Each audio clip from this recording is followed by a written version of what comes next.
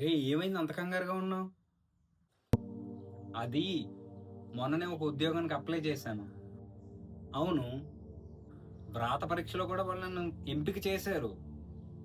ఉద్యోగం వచ్చేస్తుందనే సమయానికి ఇప్పుడేమో వాళ్ళు నన్ను ఇంటర్వ్యూకి రమ్మని పిలుస్తున్నారు. నాకేమో ఇంటర్వ్యూ అంటే చాలా భయం.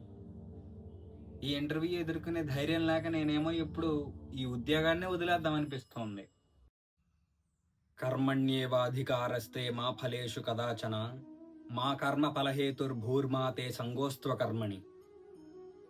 పూర్వం నీలాగే యుద్ధం చేస్తే దాని ఫలితం ఏమవుతుందో అని ఆలోచించిన అర్జునుడు యుద్ధం వదిలేసి వెళ్ళిపోదాం అనుకునే సమయానికి కృష్ణుడు వచ్చి ఇదే శ్లోకాన్ని చెప్పాడు. దీని అర్థం ఏంటంటే మనకి మనం చేసే కర్మల యందు మాత్రమే అధికారం ఉంటుంది, దానివల్ల వచ్చే ఫలితాలపై మనకి ఏమాత్రం అధికారం ఉండదు అని.